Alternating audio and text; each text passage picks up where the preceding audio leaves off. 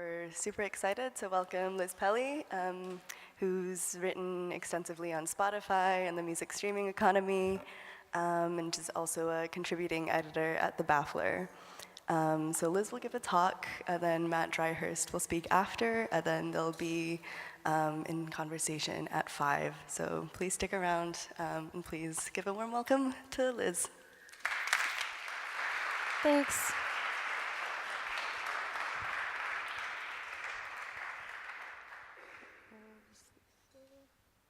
Cool.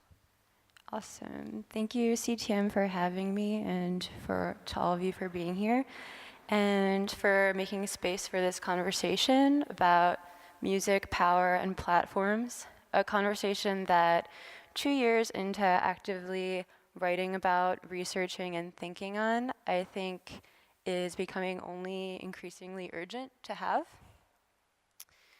So as mentioned, over the past couple of years, I've focused my writing and research on music streaming, largely criticism of Spotify and the ways that every aspect of music is changing today at the whim of the platform economy and the interests of tech companies. I've been coming at this from a number of different angles, from the way that the sound of pop is shifting to better suit mood and affect-oriented playlists, to the ways that fandom is being diluted as streaming turns all music into chill, seamless, emotional wallpaper background music, to the ways that algorithms uphold long-standing aspects of the mainstream music industry status quo, like gender bias. The most important part of the title of this talk today will be the word power, and the considerations of the ways the streaming era and services such as Spotify in particular exploit and manipulate musicians and fans alike towards their own economic priorities, their own bottom lines. Today I'll be serving some highlights from the writing and research I've done so far, as well as some key takeaways that are surfacing. Along the way, I'll be reading some short passages from some of my writing, as well as some perspectives from independent artists I've interviewed over the past couple of years. Too often in these conversations, what I think are the most important voices, the voices and firsthand experiences of independent musicians themselves, are left out entirely, so I try to center these voices in my reporting, even when they prefer to remain anonymous. So to get started, perhaps you're someone who doesn't use Spotify, or maybe you have a Spotify account but somehow managed to not, to avoid things like relax and unwind, deep focus, and mellow dinner playlists. If that's you, you might be wondering, literally, why does any of this matter? So to try to answer that, I'll first give you a little bit of background on me and why I care about this topic so much. So as someone who's been involved in independent and underground music for the past 10 years or so, helping to run and volunteering at collective spaces, doing the emotionally draining and logistically very complicated work of collective organizing in order to make spaces like the Silent Barn happen. This is a space that was involved with for like 4 or 5 years until it shut down last year. As well as writing about music for popular outlets and self-published scenes alike. It has always seemed important to me to interrogate the centers of power in music.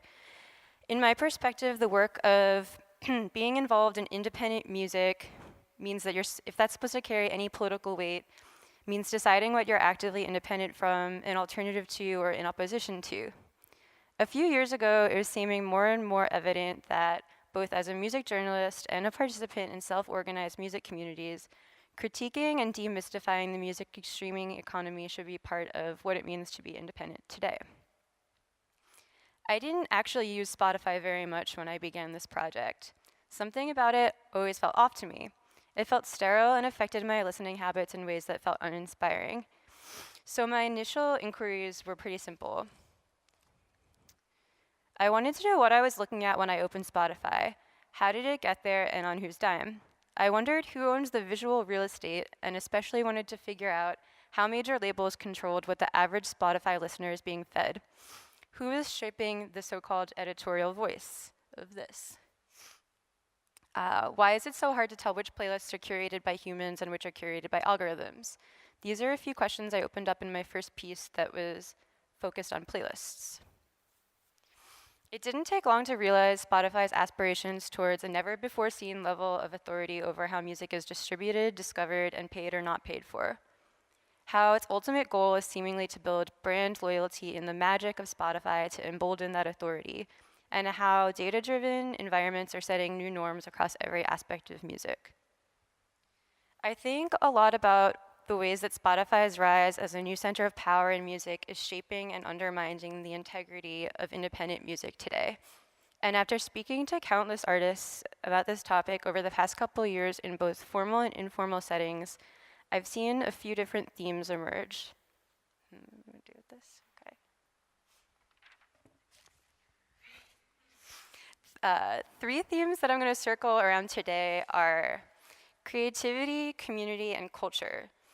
Thinking about these topics provides three entryways into unpacking and beginning to paint a picture of the full scope of the implications of streaming and the ways that streaming is reshaping music and culture today. So the first one of these themes, creativity. Thinking about creativity, a question that I was thinking a lot while thinking about the big picture is what styles of music are rewarded by platforms like Spotify, and how did we get to the genre known as Spotify core? And then from there, I feel like that helps sort of retrace a lot of these concerns. So simply by observing the editorial efforts of Spotify and also from speaking with artists, it's become increasingly clear that the platform economy rewards certain styles of music, that there are certain styles of music that do well in this environment, which is important to understand as it is at odds with the mythology that streaming services push about leveling the playing fields for artists of all types. And it presents a serious risk when you think about the ways this phenomenon increasingly dictates the creative process and encourages musicians to push their work in one way or another. My most recent piece of writing on the music streaming economy was a column titled Stream Bait Pop, that's that article, which talked about the concept of Spotify as a genre, the types of music that do well on the platforms, and the ways that the priorities of the platform are actually affecting the sound of music. I wrote about Spotify core, a phrase coined by the New York Times pop music writers that's become an increasingly popular shorthand used by music journalists and fans to describe the types of music that sounds tailored to streaming, which is to say the types of music that sound tailor-made for data-driven systems of mood-enhancing background music. As I learned through writing this piece, specifically through a long interview with one producer who has been working in this Spotify first corner of pop since about 2015, the Spotify core sound is just a pretty easy to describe formula. It's muted, mid-tempo, melancholy pop, a type of music that could easily fit on mood and affect-oriented playlists like Chill Hits, which has about 4 million followers, Chill Tracks, which has 2 million followers, promising small and delicate notes to calm your bones, or Sad Songs, tagline, beautiful songs to break your heart.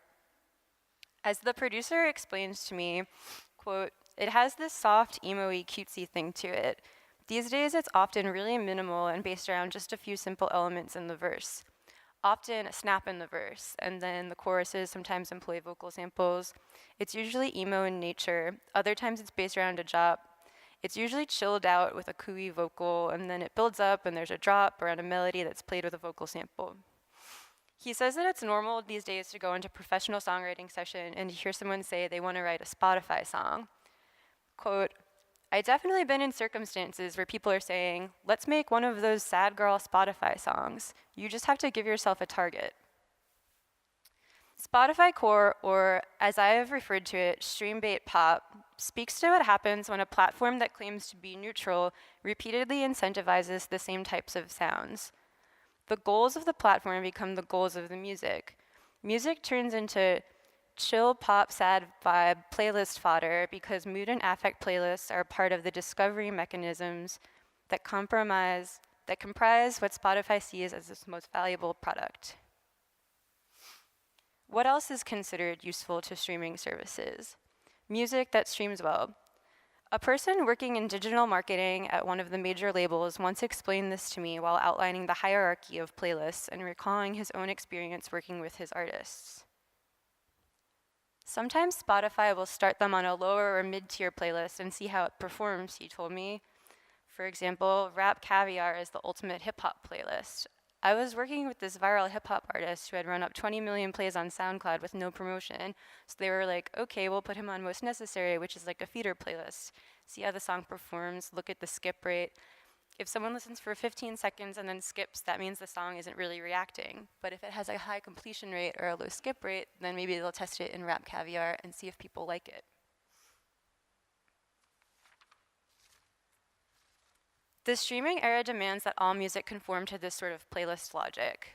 Indeed, the chill hit Spotify sound is a product of playlist logic requiring that one song flows seamlessly into the next, a formula that guarantees a greater number of passive streams. Its seamlessness and its chillness both reflect music that has become instrumentalized to the platform. In 2017, I wrote a piece titled The Problem with Muzak, where I wrote about the rise of activity and mood playlists and how they capitalize on the same types of clickbaity tactics of content farms, which are famous for attacking a reader's basest human moods and instincts.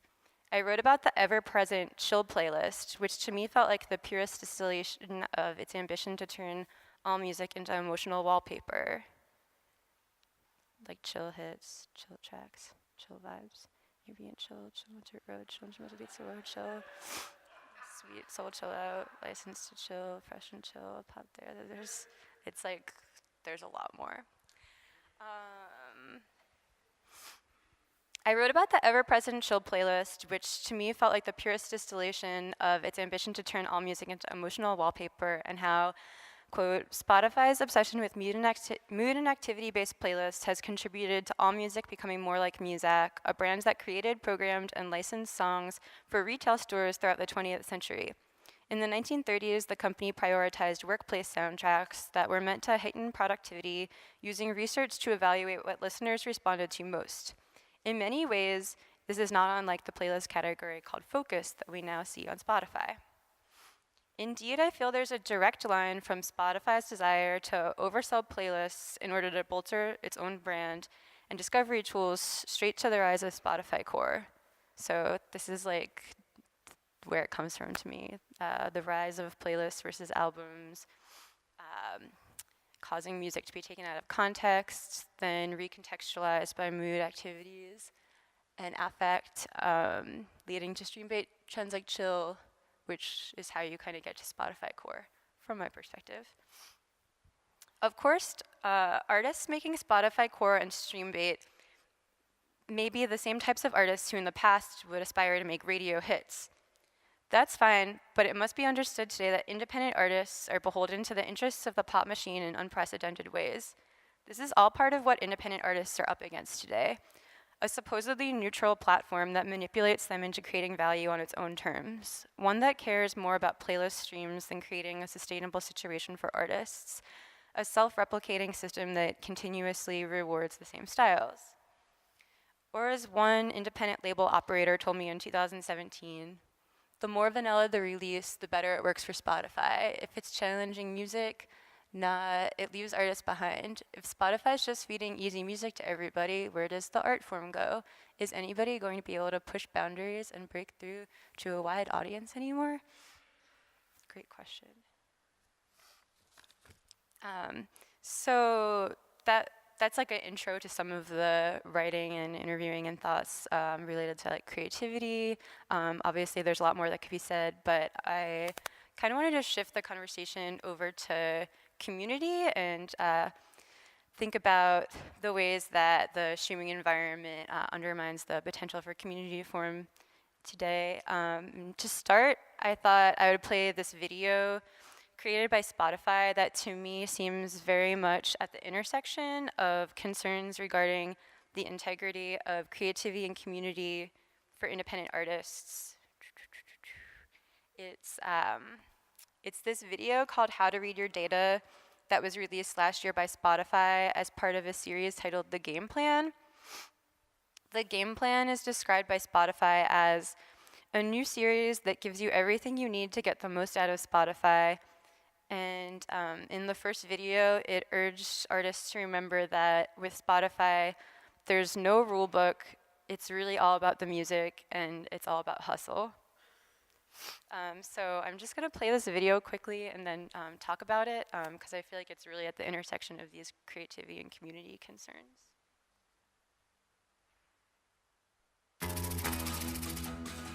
All right, it's time to take in your Spotify for Artists numbers, because understanding the data behind your music should be easy. You know what isn't easy? Finding your tour van keys. Let's look at the timeline feature.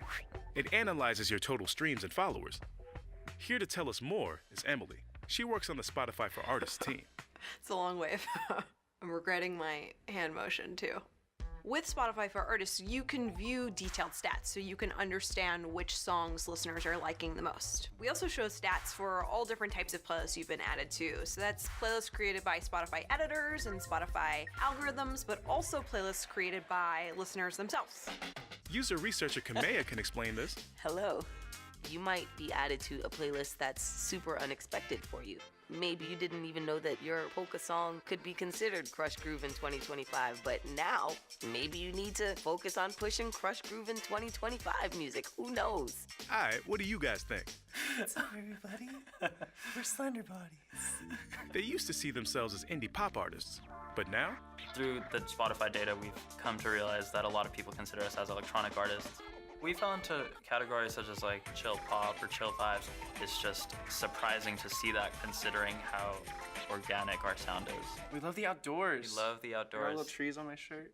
Maybe like there's a future for us in like doing some DJ sets on the side rather than just playing full live musician sets with a live band. That's the point. Data can help you learn things that maybe you hadn't even thought about before. I like the sound of that. All right, that's it for now. Catch you next time.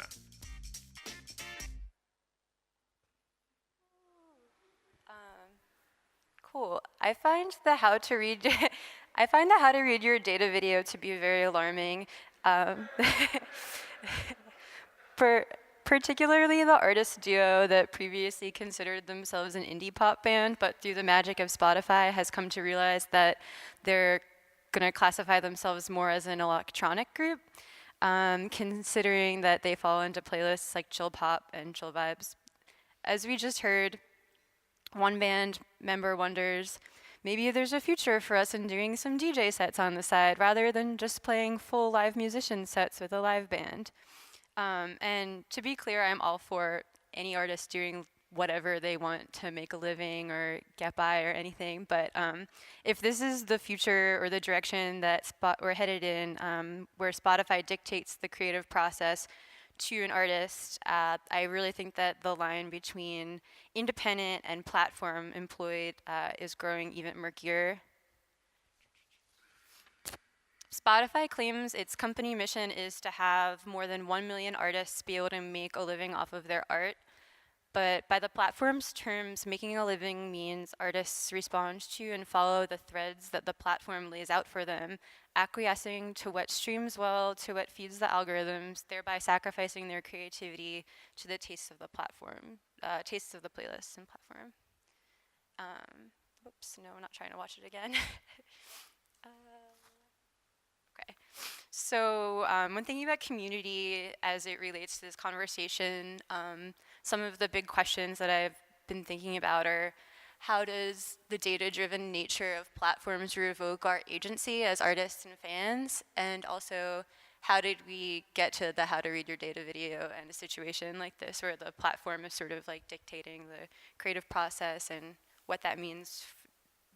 But what does that say about what it means to be independent, and what does that say about the viability of independent music communities in the future?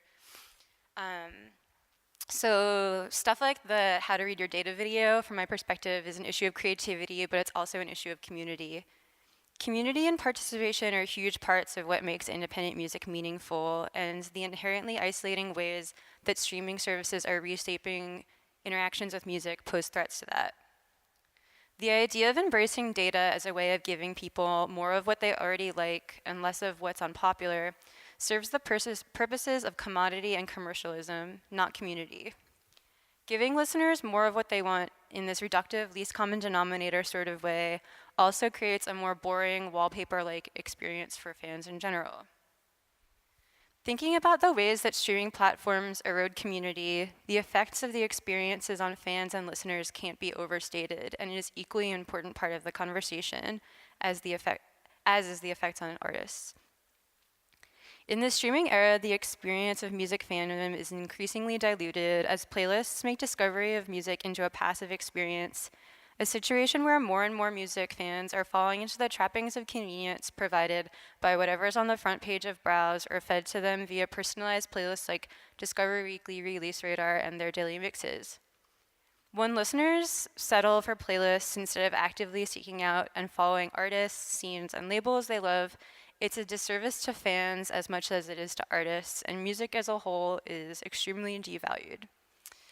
This devaluing is referred to by those in the music industry as lean-back listening, a type of relationship with music where listeners think less about the artist or album they're seeking out and instead connect with emotions, moods, and activities, where they just pick a playlist and let it roll in the background without very much thought. It might lead a listener literally to be exposed to a greater number of artists, but the connection with the artists is flimsy, replaced by brand loyalty to playlists, a phenomenon that is only set to expand into new mutations as smart speakers become more commonplace and it becomes less of a hassle to say, Alexa, play Ultimate Indie, than to utter an actual artist or album title.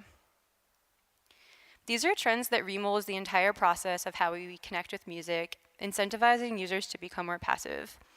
The push for music to be heard in the background versus in the foreground is evident all across the platform on Spotify, and even directly stated in a number of playlists titles, such as Chill Hits, tagline, kick back to the best new and chill tunes, Piano Lounge, kick back with a collection of classic piano, rock, and pop, and Classic Acoustic, kick back with the chill collection of iconic acoustics and new tracks with that classic feel. A common reaction is that this type of listening has always happened via the mainstream radio. So again, to reiterate, as with the aforementioned implications of Spotify Core on independent artists, we're in an era where independent and mainstream artists are beholden to the same infrastructures like never before, where independent musicians are expected to wholly conform to structures that only work for pop artists.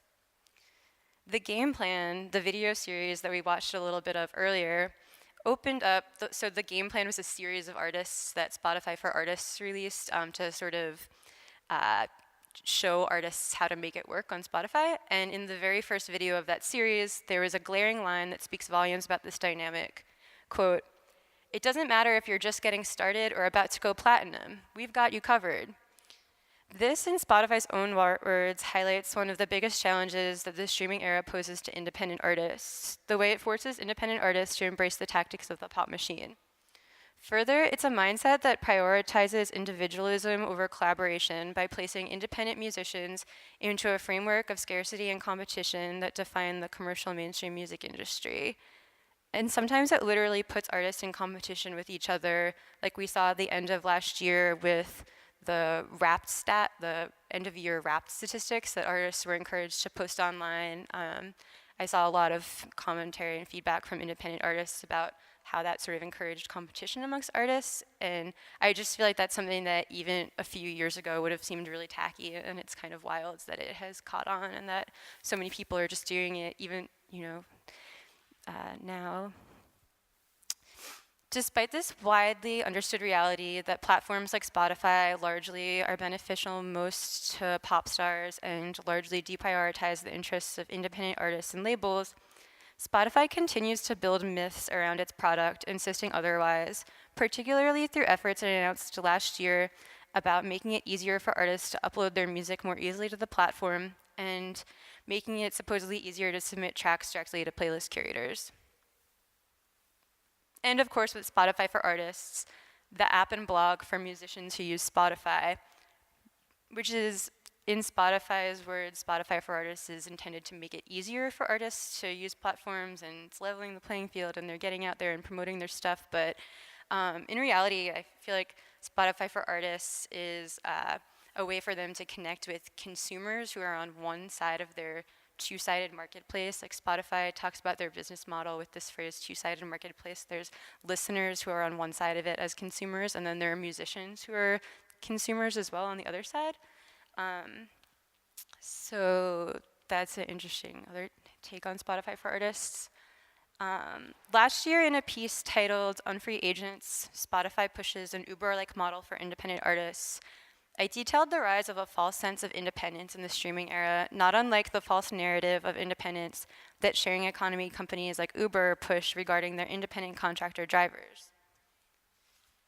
The rise of false independence in the streaming era not only draws independent artists closer to the center of power in music, but also more generally poses threats to the survival of independent music, both because of strained financial realities and because of the bland digital monoculture that non-pop artists do not fit within. The threats that the streaming era poses to the idea of community are also tied up in this rise of false independence. In the article on free agents, I wrote, quote, "There is little independence for workers whose industry is dominated by an enormous platform, and often the product is being sold to workers as much as it's being sold to users. The notion that artists who sign with Spotify would likewise be independent is similarly dubious. In fact, the opposite is true. It would bind these artists more tightly to the industry's new center of power. As artists grow more dependent on streaming services for distribution, marketing, and revenue, the services themselves benefit from the wholesale disruption of the prevailing model for music distribution.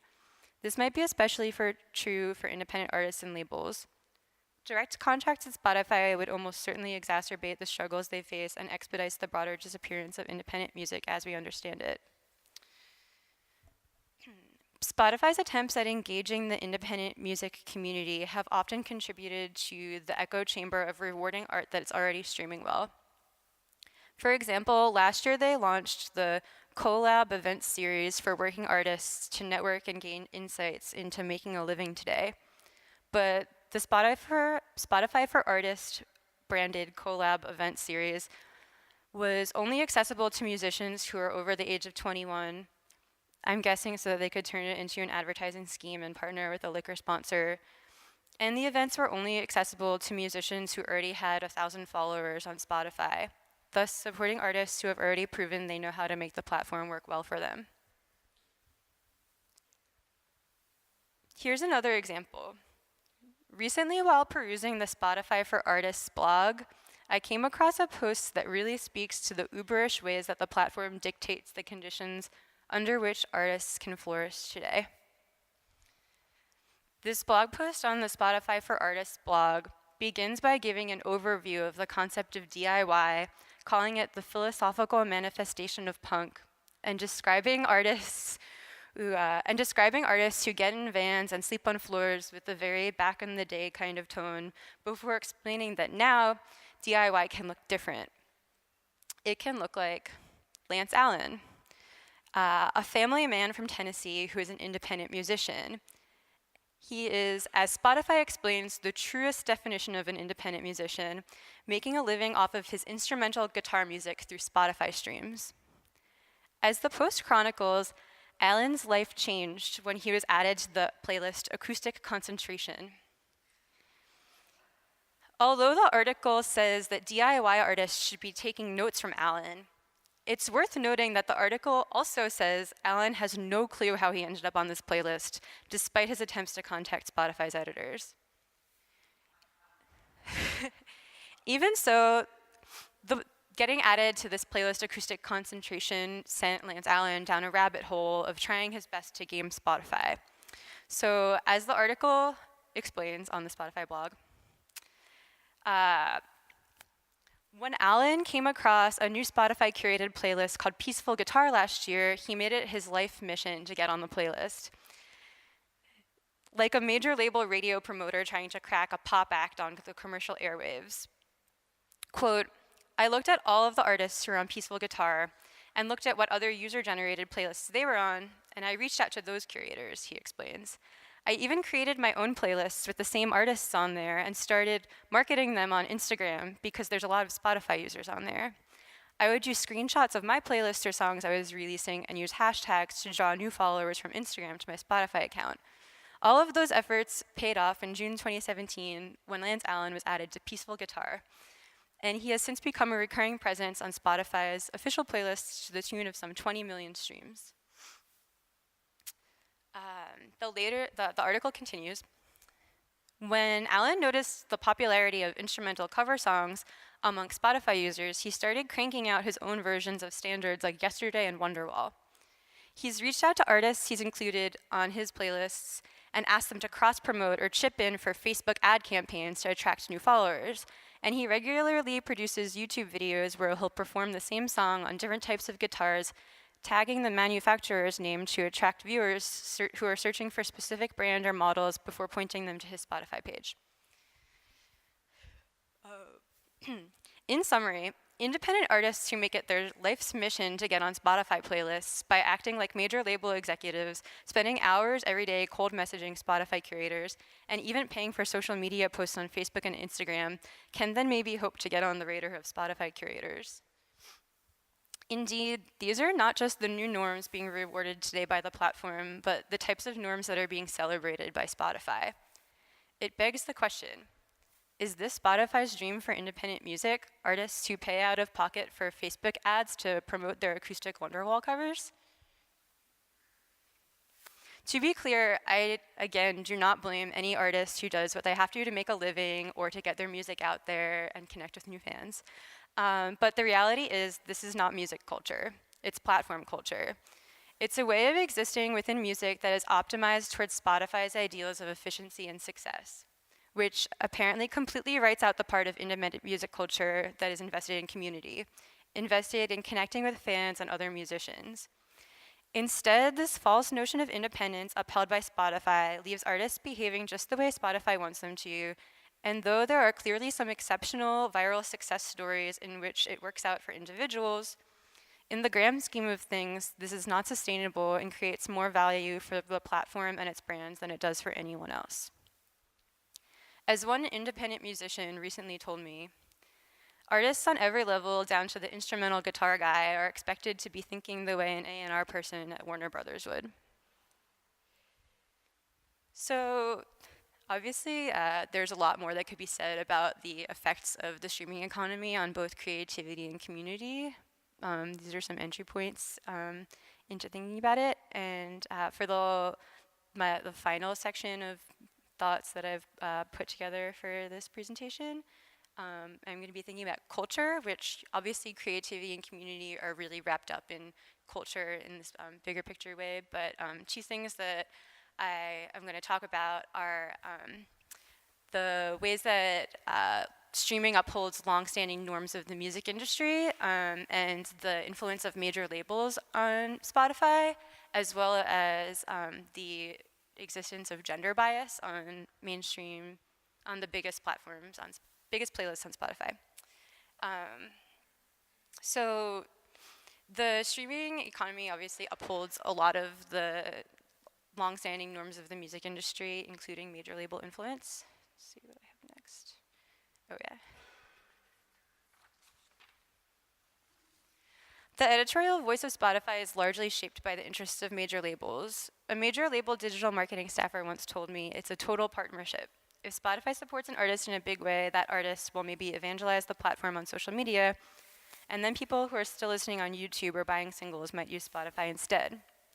The process for major labels to get their songs on playlists is not unlike how they service radio. It's a pitch, usually marketing points in an email or an Excel sheet. For higher level artists, there might be a dedicated phone call about that artist or an in-person meeting introducing them to staff. They want to know why somebody would be listening to this song. Why should they care? Is there a sweet press campaign? Is there radio? Is the artist touring? Do they have any brand deals? The major labels also have their own playlisting companies. They have these like enormous companies that make playlists under the names Filter, Digster, and Topsify, owned by Sony, Warner, and Universal, that have pretty visible placement on the platform. But I say all of this because for all of its talk about prioritizing discovery and knowing your tastes, what Spotify feeds to browse and pushes to discover is indeed largely influenced by whether an artist already has a massive marketing campaign and corporate push behind it. And sometimes that means that Spotify will just be showing you Drake all day. This was like an actual thing that happened. when there was like some new Drake music, they put Drake on the cover of every playlist. And obviously what goes hand in hand with thinking about the influence of major labels on Spotify is the influence of advertising and branding.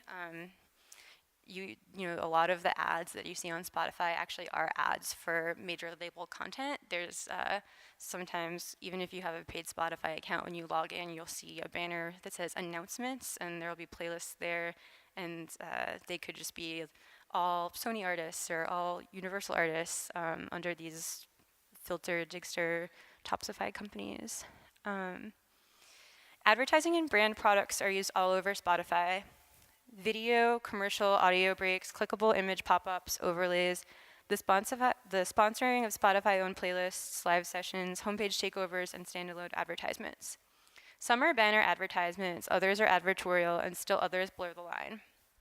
Spotify presents a new and complicated extension of hyper-commercial web space, and it's a development that could prove to be particularly harmful for musicians, the corporate branded playlist.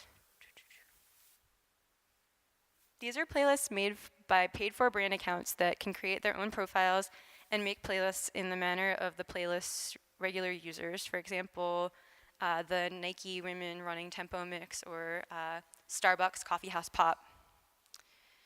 So long as corporations have at least 20 songs on their playlists and don't include an artist more than once, they're totally good. In the past, such an arrangement would require a given artist to sign a licensing or advertising deal, and it often appeared as transactional, hence the traditional notion of selling out. Today on Spotify, artists actually often have no idea that they've been added to these playlists because they get no additional compensation beyond the typical streaming royalties.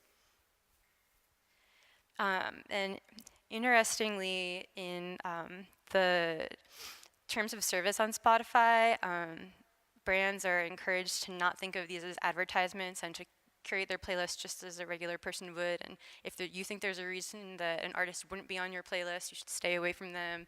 But that's the terms of service. And then on the Spotify for brands like blog, where they try to encourage brands to sign on, they talk all about how this is a great way to market your brand. So I always thought it was pretty interesting that Spotify's brand outward-facing copy is like pretty at odds with actually what's on its terms of service. Yeah, these brand playlists are advertisements, even though Spotify strives to imbue them with editorial integrity. Such uncompensated advertorial playlists are harmful in that they offer artists no option to opt out, but also because they undercut what can sometimes be a valuable source of revenue for artists. If brands can align themselves with artists without having to pay specifically for individual tracks or artist appearances, what do we think they'll do? It also just makes Spotify an even more boring place for culture and contributes to a general feeling of powerlessness than artists often feel with regards to streaming. So I wrote an article about these corporate branded playlists a couple of years ago and thought I would reach out to an artist or two who were on Starbucks and Nike playlists. So I ended up having a conversation with Greg Saunier from Deerhoof, who I found on a Nike playlist, asking about that. And he spoke to the powerlessness that many independent artists experience today in the face of streaming. And this is what he said. The musician today is more and more similar to the Instagram star or a gambler, someone who just creates something from their imagination, from their time and energy and hard work and money, and then just posts it basically in hopes for the best.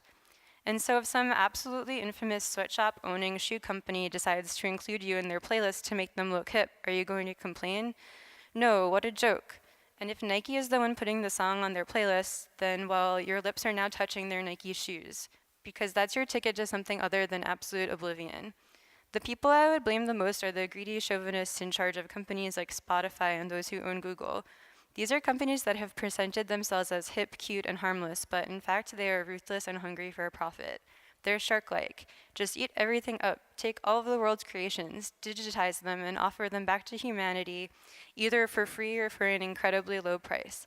And don't pay or massively underpay the creators, and just kick back and put your feet up, and know that if Greg from Deerhoof doesn't like it, well, that's fine, because there are a million other people lined up behind Greg who are perfectly happy to volunteer their music to exactly such a scheme in hopes of doing something besides being a barista their whole life.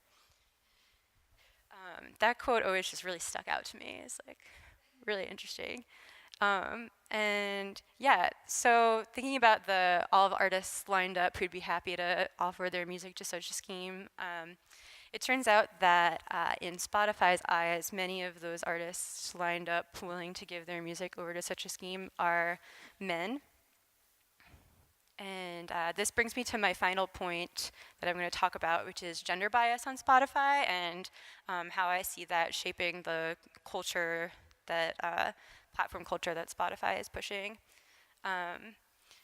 So for the past 2 years, at the end of the year, Spotify has released stats about its most streamed artists, and 2 years in a row, the most streamed artists on the platform were all men.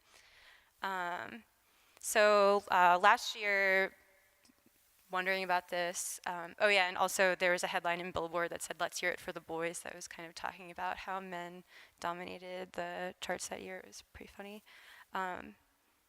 So over the course of 1 month last year, I began a listening experiment to explore gender bias on Spotify's most popular playlists.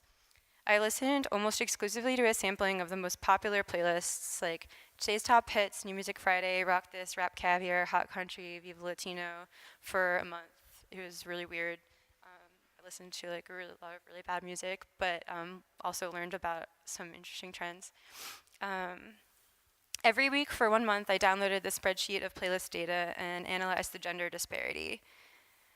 In the interest of not misgendering artists on the basis of their appearance or sound, I focused on confirming how artists self-identify on their Spotify About pages and other verified bios. I encountered no artists on Spotify's top playlists who did not identify as a man or woman, but did encounter a small number of artists who I would describe as mysterious viral Spotify artists with perplexing millions of Spotify plays but little presence outside of Spotify. The result of this experiment was I found Spotify's most popular and visible playlists to be staggeringly male-dominated. Not only this, I approached the project by listening from a brand new account in order to confirm that gender bias was reproduced by way of algorithmic recommendations. That when a user listens to mostly male-dominated playlists, what is produced are yet more male-dominated playlists. Indeed, the sexist music industry status quo is widely upheld by Spotify, even as the platform exploits the woke optics of playlists like Feminist Friday and advertising schemes like the Smirnoff Equalizer, which I honestly can't even get into right now, but you should look up if it sounds funny to you. And so this is just like really real quick some of the research from my gender bias on Spotify listening experiment. Over the month of Today's Top Hits, it was like 64.5% male artists. New Music Friday was like extremely male-dominated, 70.3%. Rap Caviar also, a lot of men, and Hot Country, pretty much all men. So yeah, to me, this is just another example of how Spotify and the music streaming economy like really upholds these longstanding norms of the music industry that at a certain point they were claiming to sort of be an alternative to. Clearly not the case. Yeah, so now moving on kind of to conclusion. There's a lot more that could be said about community, culture, and creativity and how they're all impacted by the streaming economy. But these are just some entryways into starting the conversation. For a while, I have been writing on this topic and doing interviews, and often when it gets to the end of the conversation, people want to know, like, what is the alternative? What's the solution? What do you propose we do instead? And I have often reiterated that I think it's important to be able to criticize the state of things without having solutions, and that artists should be able to push back and reject the way things are right now without having any answers, really, because it's so difficult to imagine what those answers might be. And clearly there's never going to be one solution that will ever work for all artists. But more and more, like past 2-3 months in particular, I've started to really urgently feel like we need to start thinking about ways forward without these platforms, alternatives, and more than that, to start more seriously fostering a culture amongst independent musicians and the communities that surround them that are enthusiastic to redefine what it means to be independent in 2019. To create new cultures of opposition to industry exploitation, and to think about what a digital music culture that feels interesting and inspiring in 2019 would look like. And it seems really important that any way forward be built from the ground up in collaboration with artists.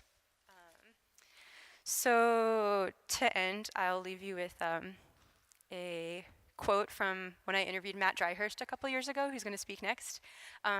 This has been particularly resonating with me a lot recently, that to not start contemplating designing structures that better communicate our values at this point is basically irresponsible.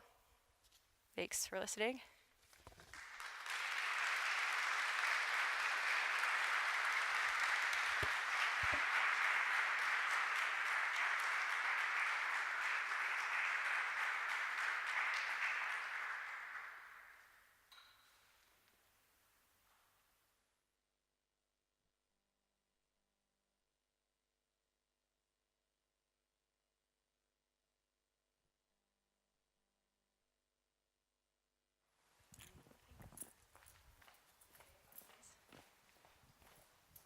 Yeah, sorry about the confusion there. Yeah, so maybe you can take a couple questions now, and then we can continue the conversation later on with Matt and Lisa. So yeah, does anybody have any questions right off the bat? In that case, I might start with one. Okay, sure. Just kind of curious. Oh, okay, somebody has a question. Okay, cool. So I think this one might be off now. No, I have a mic. That's on. Hi. I noticed on like the second last slide, there was a picture of Post Malone, or the third last, or one of that one. His tattoos are photoshopped out. So is that kind of like a sign of Spotify pushing extreme blandness, even though he's like the second most streamed artist? I mean, it's like kind of weird, right? What do you think about that? If them using a photo of Post Malone with no tattoos is a sign of blandness, totally possible. I wouldn't be surprised, but I also think that this might just be an old photo. This is from over a year ago, so I'm not sure. I actually don't know that much about Post Malone, but Well, his whole face is full of tattoos. yeah, was his face is covered in It's tattoos? like a year ago? 100% covered with tattoos. Yeah. And it's just kind of weird. Yeah, it is kind of that weird. It's photoshopped out. Is right? this like an old press photo? Maybe it's just a really old press photo. I mean, No. I'm not sure. I don't think so. That's interesting. Okay, anyway, cool. Thanks. And yeah, another question. Hi.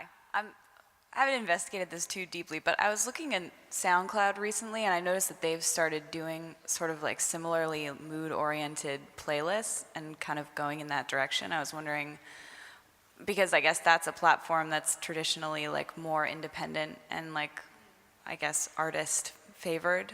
So I was wondering what your thoughts are on that.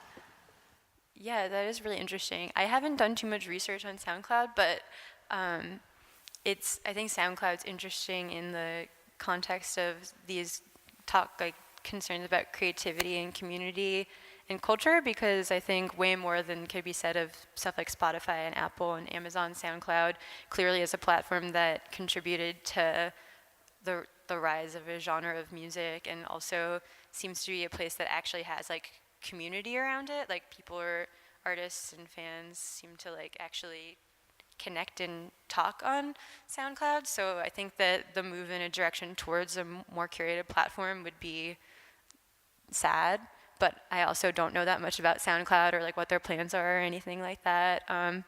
But to me, I feel like I would hope that if they are going in more of a direction, they're taking working with artists on what they're building, and taking, the interests of people who have really benefited from the platform into consideration.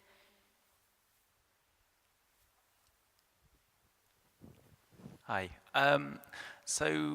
With the kind of like ambient chill playlists, they seem to me like they're much more of a kind of like hermetic practice of, if you're like soundtracking your working day or like having a lazy Sunday or just like generally like curling up into a ball and wanting to die or whatever. But like, what like that kind of like infringes on like experimentation when it comes to like hermetic music, in my opinion. So I guess like my question is like, do you think that like experimental textures is possibly more compartmentalized towards like more open like listening parties? So, if you have like party playlists and stuff like that, and like in my opinion, like although like EDM is like massively homogenized now, it's still like a really raw like sonic palette. So I guess like my question is like, where do you think like experimental music like occurs on the platform these days? That's really interesting. Do you mean Spotify particularly, or just all platforms? Well, I guess with Spotify, because that's like your specialist. Yeah, I think it's, artists who make more experimental and more challenging music who are the ones who often seem to be like left behind, like platforms like Spotify, like that quote from the independent label operator that was included in the presentation. And I'm not really sure. I think those are the kind of artists whose stuff like doesn't get put on playlists. I know there's, some artists try to take things back into their own hands by creating their own playlists and doing things like an artist curated way, which to me seems like maybe a way of making things work in the meantime, but ultimately just creating value for a platform that doesn't have their interests in mind. So it's complicated. It is interesting though, like thinking about the way pop music has changed to be more insular and like sad and chill and less of this like big going out partying upbeat sound, and how that seems to be influenced by these kind of like background, like at home by yourself listening on headphones, like environments that a lot more music listening happens in today. Maybe we have time for one more. Does anybody else have a question?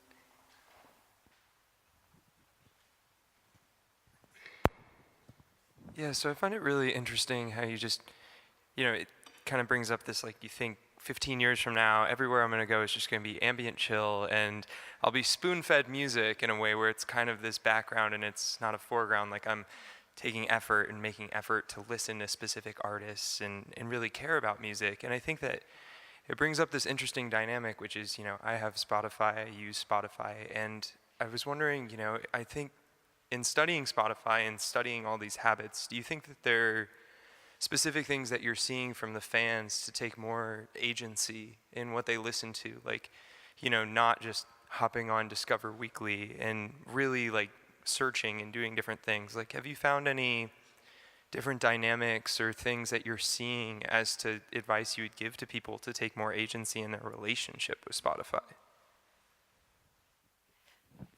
That's really interesting. I feel like there are, there are all different types of music listeners, and there are some people who are always naturally really curious, and they're always going to be like doing the deep diving and digging, and probably don't even look at like what is on the front page of Spotify when they open it. It's interesting because that kind of music fan also, to me, is, could also be a type of music fan who's concerned with supporting artists, and the platform is at odds with like that impulse. So I think, it depends like what kind of music listener you are and what your goals are for your relationship with the music platform. I definitely feel like something I think about a lot is that like, just like there are all different types of artists who need all different types of platforms, there are all different types of listeners who need different platforms too. And as important it is for musicians to have options and to think about like this is how I want to distribute and release my music. This is what I want my relationship with my fans to be like. These platforms work for me. These platforms don't work for me. I think as listeners too, and people who care about music, obviously everyone in this room probably cares about music a lot. It's also important to think about like, what type of relationship do I want to have with the music that I listen to, and to what extent do I want a platform, certain platforms to be part of that. So, you know, maybe you have a Spotify subscription and there's something useful about it to you, but you also recognize that this isn't great for discovery, or it's not great for supporting artists that are important to you. I think it's like important to piece together a system that works for you as a fan. And maybe that like different platforms that don't work in certain situations like do work for some people in certain situations. Cool. So thank you so much for the answers in the talk. Please join me in saying thank you to Liz, and then please stick around to hear Matt Dryhurst after.